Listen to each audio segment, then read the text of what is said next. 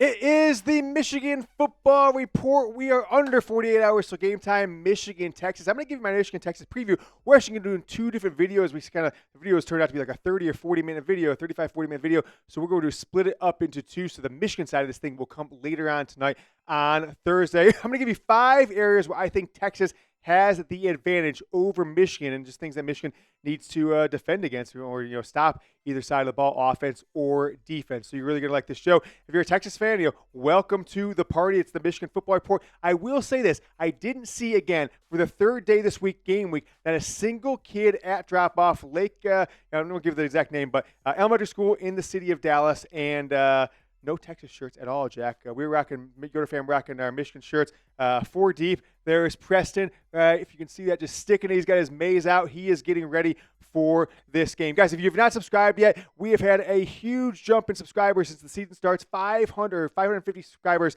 since last Friday. So we need 580. So we hit the 32,000 mark. Thank you so much. And now we're halfway to 33,000 basically. So 580 more to hit 33,000. Can we do it again, right, in a week or so? That would be awesome. YouTube.com/Michigan TV. Hit that button below the video if you haven't subscribed, or send the link to a friend to get your friends involved with the Michigan Football Report. Little news dump that I want to hit on before we continue the show. Aaron McMahon from M Live, local Ann Arbor newspaper, says that Ward Manuel tweeted this out, that Ward Manuel told a Conquering Heroes podcast today that although the Big Ten will continue to expand the number of Friday night games that they have as a conference and specifically on the Big Ten Network, Michigan is adamantly against it. They do not want to play on Friday, and I totally agree with Ward Manuel. Maybe one of the only things I agree with him lately. So that is just one little nugget of news I wanted to hit on. It is the Michigan Football Report. Let's get this bad boy rolling right now.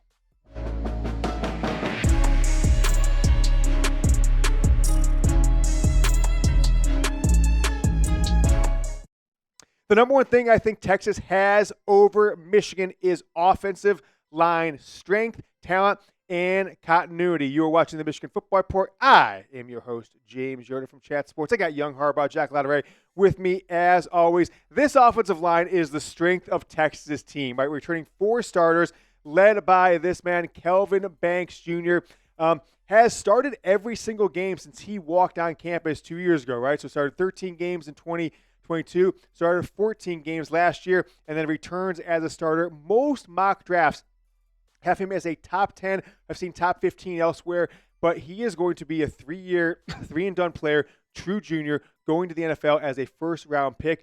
At the tackle position for them, left tackle, and I think that he's going to cause problems for Michigan speed rushers, whether it's Derek Moore, or others, Josiah Stewart, TJ Guy, et cetera. This unit, 109 starts together. They lost one starter, but the other 4 guys were basically, there was an injury here, there's a little substitution left and right, but for the most part, this is the same crew that was together the entire 22 season, right, 4 of them at least, 2023 season, and now going into their 3rd season starting together. So it's the exact opposite of Michigan, right? Michigan, 5 brand new starters who have never started a game together, and outside of Josh Preve, really no one who's got significant experience. Him and Miles Hinton, I guess, does from Stanford, but no high-level top 10, top 15 college football experience. So Michigan, although they've got a great defensive line, they are going to go up against one of the best offensive lines in all of college football. You see that Texas is still favored by 7.5 points on this one. Game is on. Big noon kickoff, Fox. I just am so excited. I can't wait to get to the airport.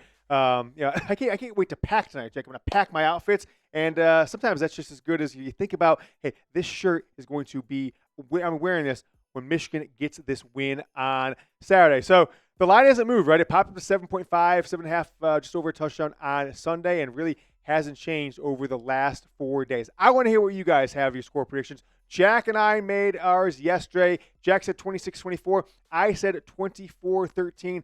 Both Michigan. So whether you're a Michigan fan, Texas fan, or you just came across this video, give me a score prediction down below. Let's see if anybody can get it right on the nose. And obviously, since this is a top 10 matchup, make sure you tell me who is going to win the game so you don't get credit if the opposite team wins that you intended. Tell us who you think is going to win and the score. Next up, something they have that Michigan doesn't is a veteran star quarterback. Quinn Ewers, one of the biggest recruits in the history of college football recruiting, number one consensus quarterback in the 2022 class, reclassified to the 2021 class, went to Ohio State for a drink of water. It was literally 4 months. He left just shortly after the Michigan game. He had a big season last year, right? His second year as a starter. Missed a game or two. I think he missed 2 games last year with slight injury. Kept him out in the middle of the season. And missed a handful of games, like 5 or 6 of them in 2022 after getting injured in a near upset of Alabama. But he's had a heck of a season, heck of a career, 71% passing. Didn't put up the gaudy touchdown numbers that you might expect from a Steve Sarkisian offense like you've seen in the past. I mean, most notably when he was the quarterback, the offensive coordinator at Alabama in 2020, right? Mac Jones and Devontae Smith, just the connection they had. Devontae Smith won the Heisman. Mac Jones put up, a very high-end record-setting year, both passing yards, attempts, and touchdowns. We'll see what we get out of Ewers, right? I still think that Michigan has had experience with these types of quarterbacks and these types of offenses, and it's not necessarily something that I think Michigan fans should just be completely intimidated by when they go up against Ewers. So 3rd season as their starting quarterback. He's going to get a pass rush from the outside from Josiah Stewart, from Derek Moore, and of course up the middle. I think one of the keys to this game is that Michigan gets pressure on him. They got to hit him in under 2.5 seconds or less, like 10 different times throughout this game. But first, a quick word. Jack, I will be headed to Michigan, flying into Detroit out of Dallas tomorrow afternoon, getting to Detroit Airport around 7:30 p.m. If anybody wants to meet me there, get an autograph, get a picture, etc. But these trips used to be so much harder. And you know why? Because it was always so tough getting tickets. You're trying to coordinate with multiple people, like 5, 6, 7, 8 people going to the game. And all that's changed thanks to today's sponsor, and that is Game Time. I use Game Time to take Jack and I to the national championship game and to buy tickets, extra tickets for friends and family to this Michigan-Texas game coming up on Saturday. Game Time is a new feature called Game Time Picks that makes getting tickets to see your favorite teams play live even easier. Game Time Picks filters out the fluff to show you only the incredible deals on great seats so you don't have to waste time searching through thousands of tickets. With killer last-minute deals, all-in prices, views from your seat, and their lowest price guarantee, Game Time takes guesswork out of buying tickets. What I love about Game Time, and if you're going to the Michigan, Texas, if you want to go, you haven't got tickets, you got to use Game Time. You see the seats available, you see the all-in price, you see the view from your seats, and maybe wait to the last minute, right? Maybe morning of game day, right? Last minute tickets, you get the best price. Take the guesswork out of buying tickets with Game Time. Download the Game Time app, create an account, and use code CHATSPORTS for $20 off your first purchase. Terms apply. Again, create an account with Game Time, redeem code CHATSPORTS for $20 off. Download Game Time today. What time is it? Game time. With the returning talent on this team, right, potentially 3 first-rounders in this next draft on the defense, Wink Martindale, knowing that system that's propelled Michigan to big wins and a 40-3 record from 2021 to 2023, could history be on side with comparable quarterbacks and maybe offensive philosophies and what they want to do with you? It's not exact copycats, but it's as close as we can get to understand what Michigan can do against, what probably could be a top 10 quarterback in the NFL draft, like Coulter Stroud and Michael Penix were. So think back to 2021, right? Number 5 Michigan at home, big noon kickoff, Joel Klatt in the house. Ooh, baby. C.J. Stroud was one of the top 3 or 4 Heisman Trophy candidates that year. He went 34 of 49, 394, 2 touchdowns, no interceptions, but Michigan got the win. They let him do whatever he wanted, basically, for the most part, in between the 20s, didn't let anything get over their heads, and then really clamped down inside the red zone. Next year in Columbus, 31 of 48, so almost threw 50 passes once again, 394, 49 yards, so, very comparable time, but had that one interception in the red zone and then one when the game was kind of out of hand at the end. But there was only, if you see between those 2 years from Ohio State, Michigan got both the wins with Stroud, is there was only that one touchdown in the second quarter deep down the right sideline to Marvin Harrison that Michigan let anything get behind them. And then the national championship game, right? It didn't seem like this to me, Jack. I don't remember Michael Penix throwing the ball 51 times. Do you? That's a lot of passes, right? But only 255 yards, right? And one touchdown pass, 2 interceptions, right? One from Will Johnson to start the half, and then one with Mikey Sanders with about 4 minutes left to basically seal the game for Michigan. I don't know if they're the exact same, but they've got a lot of wide receiver weapons. They like to run the ball here and there, and they've got quarterbacks that can sling it with offensively aggressive play callers. Ohio State, Ryan Day at the time, of course, Kalen DeBoer, etc. at Washington, and Steve Sarkisian and his crew at Alabama, at Texas now. I used to be the OC at Alabama. So knowing that Stroud went for 394, 349, and then Penix 255, 275 is the number I'm going to put at for Ewers. Will he go over or under? Just comment the word over or under down below. Let me know what you guys are thinking. Just kind of want to get the consensus of what the vibes are out there, whether you're a Michigan fan, Texas fan. Hell, if you're a Texas fan, make sure you say it, though. So, we can represent the homerism that you have either way. I guess Michigan probably does as well. Keep it rolling here. An experienced head coach, right? Sherrone Moore, this is his second official game as Michigan's head coach, although, technically he's got 6 games as a head coach in some regard for last season. And now, filling in for Jim Harbaugh as a temporary coach, and now 2 as the official head coach at Michigan. Steve Sarkisian's been around the block, right? 10 seasons as a college head coach, was offensive coordinator at USC back in the Pete Carroll days, then went to Washington. Didn't fare all that well there, right? 5 seasons there, 34-29, not super great, and then went to USC with a lot of expectations, thinking he's going to come back after Lane Kiffin didn't work out, which is kind of surprising, seeing how much success Kiffin's had since he left there. Funny enough, they both ended up going to Alabama as offensive coordinators after the USC time. But got fired midway through his second season for alcoholism, right? Getting drunk on the job, not showing up to practice. So he had a lot of personal struggles, went through a divorce around this time, 2014, 2015, and it took him quite a while, right? From 2015 all the way to 2021 to get back a head coaching job after leading Alabama as an offensive coordinator to a national title in that 2020 season. Thing about head coaches, right? They've got an advantage just from an experience perspective, and he's built this team, right? 4th year for Sarkisian, and even though Moore has been at Michigan for 6-7 years now and was the offensive coordinator last year and kind of co-OC, et cetera, prior to that, this is only his second game with his guys, his team. Jim Harbaugh's not meeting in with him probably before the game. Maybe Harbaugh will. I don't know. Maybe he'll call in, give him some words of advice.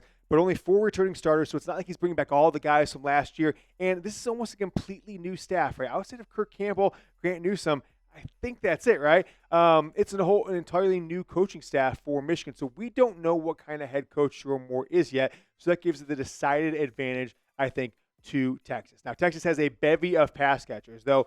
The Texas people, right? I went to Austin Sports Radio this morning. Their radio guys, they were very excited about their wide receiver group, even though they basically lost all of them. So Texas is kind of, their wide receiver group is basically comparable to the entire offense for Michigan, right? Their top 5 pass catchers are gone. 3 wide receivers got drafted. They had a first-rounder, Xavier Worthy, a second-rounder, and I think a sixth-rounder. Had a tight end get drafted in the 4th round, a running back get drafted in the 2nd round who caught 25 passes himself.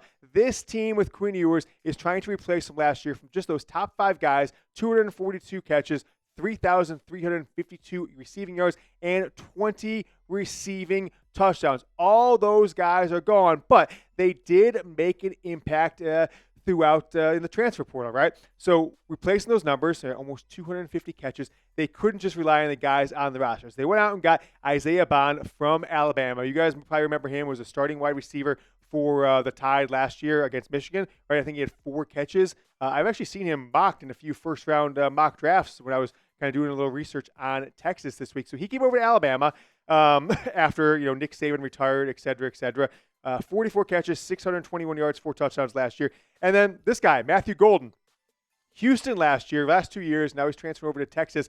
38 catches, 400 yards, 6 touchdowns. But most importantly, probably, I was told by a Texas guy yesterday that, hey, we wanted to go out and get this guy because he tore up us. 7 catches, 88 yards, and 2 touchdowns when playing for Houston last year against these Longhorns. So 2 guys to keep an eye out for. But I'm most concerned about this guy, right?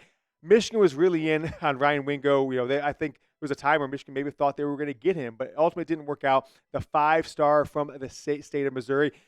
He's not necessarily a burner, it doesn't sound like, and look at his film. He's not like an Xavier Worthy or anything like that, but he can run routes great. He's got great hands. He's already made an impact, was on the field for 8 routes he ran against Colorado State this past weekend and got 4 catches, right? That's a huge route to catch perspective. Pro Football Focus, highest graded freshman wide receiver from week 1, a 90.8, which I think from remembering, that's like remarkably higher than a single player got from Michigan's offense across the entire first week of college football. Guys, one more reminder, we are 580 subscribers away from 33,000. So hit that subscribe button.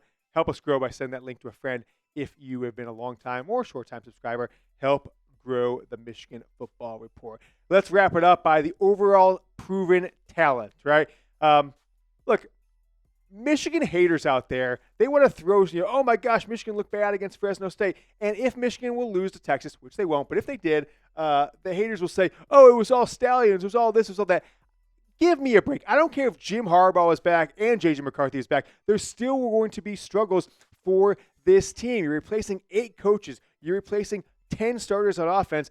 You're replacing 9 starters on defense, and a few guys with talent there. But overall, Texas has a significant talent advantage. We just look at recruiting rankings from the guys on the roster, right? Michigan was 1 5-star on the roster right now with J.J. McCarthy going pro. I think he was the only other one. Maybe there's one more. Number 16 in talent they are, where you saw Texas was number 4 with 11 5-stars on the roster, 54 stars. Michigan, number 16 in talent, 1 5-star, and 46 4-stars. So Wolverines are going to have to overcome the talent gap. Now, when I go to my Michigan advantages, though, I think the way that they can potentially overcome that is just the top-end talent that they have. You all know the guys, the Colson Lovelands, the Kenneth Grant, the Will Johnson, the Mason Grahams, and other of the world. So that is the talent deficit Michigan is facing. Top 5 right now, Alabama, Georgia, Ohio State, Texas, and Clemson. Actually surprising to me that Clemson is up there. So that is the takeaways from Michigan and Texas, the 5 things that Texas